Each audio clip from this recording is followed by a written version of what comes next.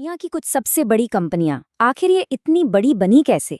तो क्या ये बस किस्मत का खेल है या फिर इन बड़े बड़े कॉरपोरेट दिग्गजों के पास कोई सीक्रेट प्लेबुक होती है? आज हम इसी प्लेबुक के पन्ने पलटने वाले हैं।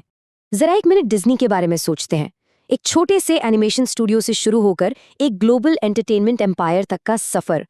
डिज्नी की कहानी सिर्फ जादू की नहीं है, ये एक शानदार स्ट्रैटेजी की कहानी है। और ये स्ट्रैटेजी एक बहुत ही बुनियादी सवाल से शुरू होती है, जिसका सामना हर कंपनी को करना पड़ता है। नहीं, ये जो इतनी जबरदस्त ग्रोथ होती है ये कोई इत्तेफाक नहीं होता। ये एक सोची समझी रणनीति का नतीजा है। और हर महान रणनीति की शुरुआत होती है एक गैप, या कह लें कि एक कमी को पहचानने से। इसी कमी को कॉर्पोरेट दुनिया में कहते हैं ग्रोथ गैप। ये वो पहेली है जिसे हर सीईओ हल करना चाहता है, और इसे समझना ही दरअसल उनकी सफलता के राज को खोलना है। तो ये स्ट्रेटेजिक प्लानिंग गैप आखिर है क्या भला? इसको ना बहुत सिंपल तरीके से समझते हैं। एक तरफ तो है आपका सपना कि कंपनी को कहाँ पहुंचाना है, और दूसरी तरफ है हकीकत कि आपका आज का बिजनेस आपको कहाँ तक ले जा सकता है। इन दोनों के बीच की जो दूरी है ना, बस वही है ये गैप। तो सवाल उठता है, इस खाई को भरा कैसे जाए? कंपनियां आमतौर पर 3 बहुत पावरफुल रणनीतियों का इस्तेमाल करती हैं, जिन्हें आप यहाँ इस गैप को भरते हुए देख सकते हैं। इंटेंसिव, इंटीग्रेटिव और डाइवर्सिफिकेशन ग्रोथ। चलिए एक एक करके इन तीनों रास्तों को समझते हैं। तो सबसे पहला और शायद सबसे सीधा रास्ता है इंटेंसिव ग्रोथ। मतलब बाहर देखने से पहले जरा अपने अंदर झांक कर देखो। ये अपने ही मौजूदा संसाधनों से ज्यादा हासिल करने की एक कला है। इसका मतलब बहुत सिंपल है, जो आपके पास पहले से है उसी से और ज्यादा कैसे हासिल किया जाए।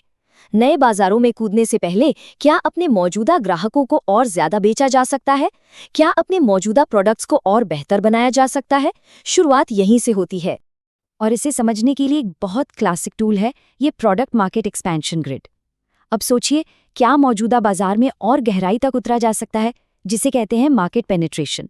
या फिर नए शहरों या देशों में अपने प्रोडक्ट्स को ले जाया जा सकता है, यानी मार्केट डेवलपमेंट? या फिर क्या अपने वफादार ग्राहकों के लिए कुछ नया बनाया जा सकता है, यानी प्रोडक्ट डेवलपमेंट? इसका एक परफेक्ट, बिल्कुल शानदार उदाहरण है ESPN। एक केबल चैनल से शुरुआत करके उनकी रणनीति एकदम साफ थी।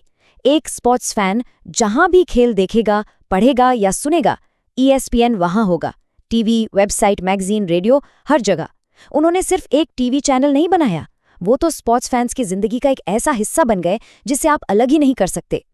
और सोचिए, जब आपके कस्टमर्स ऐसा महसूस करने लगें, तो समझ जाइए कि आपने सिर्फ बाजार पर नहीं, बल्कि दिलों पर भी कब्जा कर लिया है। यही है असली इंटेंसिव ग्रोथ। लेकिन सोचिए, अगर मौजूदा बिजनेस में ग्रोथ की गुंजाइश कम होने लगे तो तब क्या?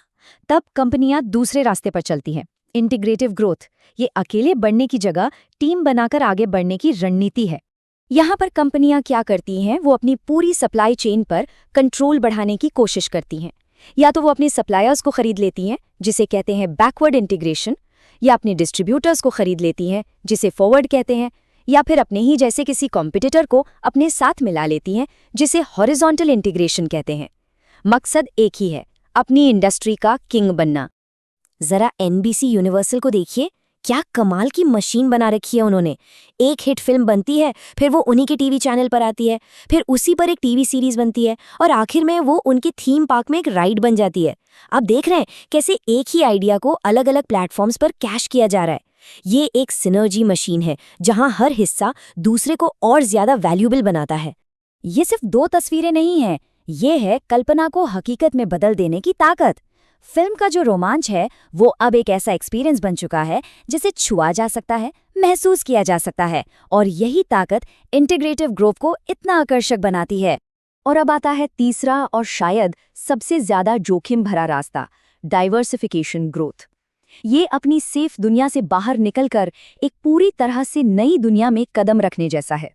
तो सवाल है, कोई कंपनी भला ऐसा रास्ता क्यों चुनेगी? सोचिए, एक सिगरेट बनाने वाली कंपनी अचानक से फूड बिजनेस में क्यों घुस जाती है?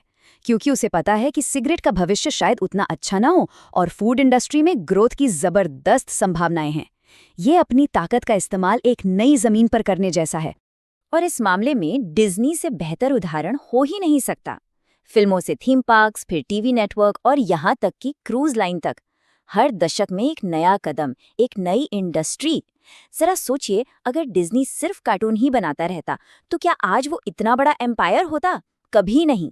यही है डाइवर्सिफिकेशन की ताकत। तो हमारे सामने अब 3 रास्ते हैं। अपने अंदर विकास करें, अपनी इंडस्ट्री पर कब्जा करें, या फिर एक नई दुनिया में जाएं।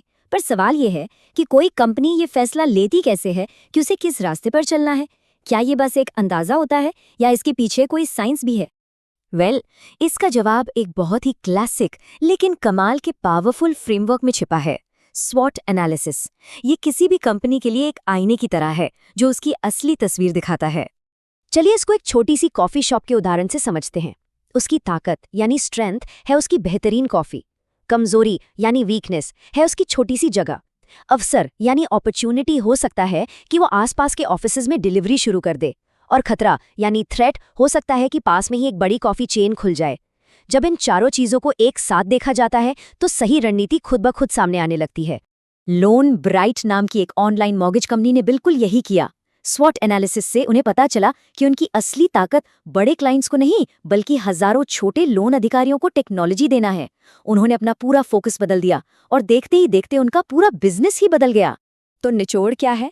ये है ग्रोथ का टूल बॉक्स। इंटेंसिव ग्रोथ यानी अपने घर को और मजबूत करना, इंटीग्रेटिव ग्रोथ मतलब अपने मोहल्ले पर राज करना, और डाइवर्सिफिकेशन ग्रोथ है एक नए शहर में जाकर अपनी दुनिया बसाना।